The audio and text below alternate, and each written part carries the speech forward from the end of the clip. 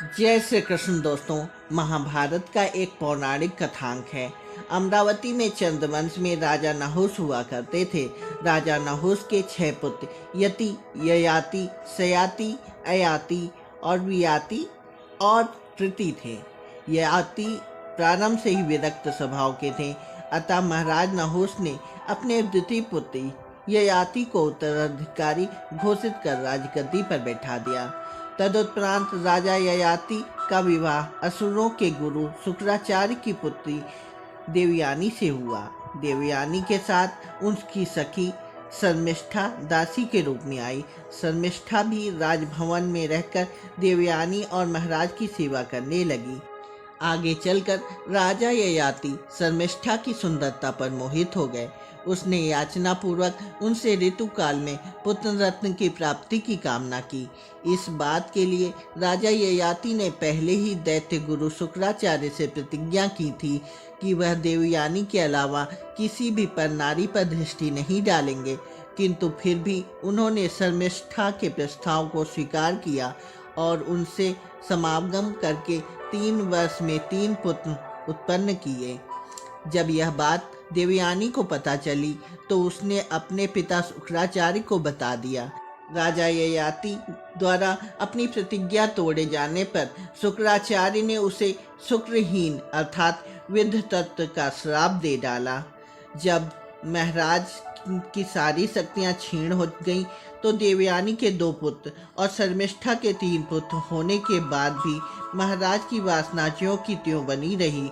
अपने यौवन के छिन जाने पर राजा ययाति बड़ी पीड़ा और काम पिपासा के दौर से गुजर रहे थे। वासना ने उसके मन पर इस तरह डेरा जमा रखा था कि उन्हें राजकाज की भी सुझ नहीं रहती थी। लेकिन श्राप के कारण विद्ध बने ययाति भीतर ही भीतर अपनी मौत का मातम मना रहे थे। तभी एक दिन मृत्यु ने उनके द्वार पर दस्तक दी। आंखें खुली तो देखा यमराज सामने खड़े होकर बोल रहे थे, राजा ययाति, तुम्हारी आयु पूरी हो चुकी है, पर लोक गमन की तैयारी करो। यह सुनकर ययाति बौखला उठे।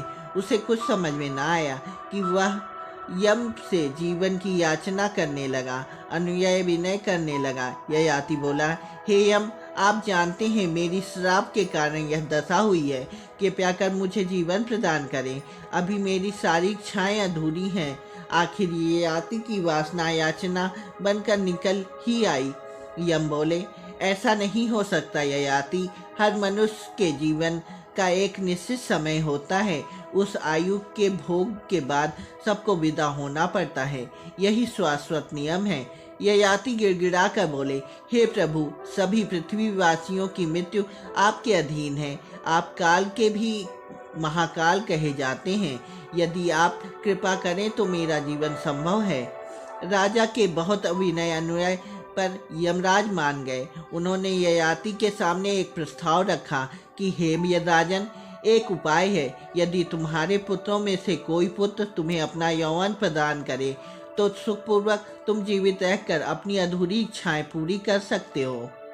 यह सुनकर विषयों के चिंतन में लिप्त और मन के गुलाम ययाति निर्लज्ज होकर अपने पुत्रों से यौवन की याचना करने लगे।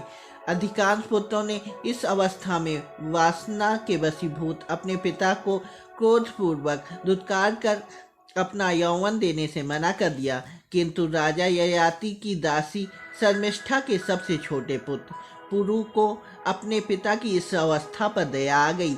उसने आगे बढ़कर पितृभक्ति दिखाई और अपना यौवन देने के लिए तैयार हो गए। पुरु के त्याग को देखकर यमराज को भी आश्चर्य हुआ। उन्होंने इसका कारण पूछा तो पुरु बोला, सांसारिक भोगों की आसक्ति ठीक नहीं है, क्योंकि मैं अपने पिता की दशा देख सकता हूँ और यह दशा कल मेरी भी हो सकती है। पुरु की दूरदर्शिता को देखकर यम ने उसे जीवन मुक्ति का आशीर्वाद दिया और ययाति को 100 वर्षों की आयु प्रदान की। 100 वर्ष बाद जब यमराज लौटे तो उन्होंने देखा कि ययाति कई रानियों और सैकड़ों बच्चे पैदा करने के बाद अतृप्त दिखाई दिए। ययाति ने फिर से वही अतृप्त इच्छाएं पूरी करने के लिए जीवन दान की याचना की। यमराज ने फिर से वही प्रस्ताव रखा। इस बार भी ययाति ने अपने पुत्रों से वासना और भोगों की पूर्ति के लिए आयु और भोग की याचना की। पैदा हुए पुत्रों में से एक पुत्र ने अपनी आयु और भोग अपने पिता को देना श्रेष्ठकर समझा। इस प्रकार यह प्रसंग बार बार पुनरावृत्त हुआ और राजा ययाति अपने 10 पुत्रों के यौवन से 100 वर्ष करके 1000 वर्ष तक जीवित रहे और सांसारिक वासनाओं के भोग में लिप्त बने रहे। जब 1 सहस्त्र वर्ष का भोग लिप्सा में लिप्त करने पर भी ययाति कोई तृप्ति नहीं मिली तो विषय वासना से उसको घृणा हो गई।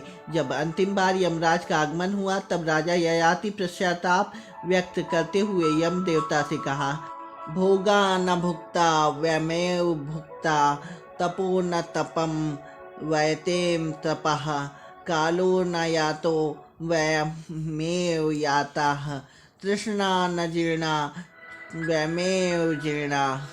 अर्थात भोगों को हमने नहीं भोगा बल्कि भोगों ने ही हमें भोग लिया। हमने तप नहीं किया बल्कि स्वयं ही तप गए। काल समाप्त नहीं हुआ बल्कि हम ही समाप्त हो गए और तृष्णा कभी जीर्ण नहीं हुई बल्कि हम ही जीर्ण हो गए। हे देव, भोग और वासनाओं के कुचक्र में फंसकर मैंने अपना अमूल्य जीवन व्यर्थ ही बर्बाद कर दिया। इस तरह अपनी बची हुई आयु अपने पुत्र पुरु को लौटाकर वन में तपस्या करने के लिए वह चले गए।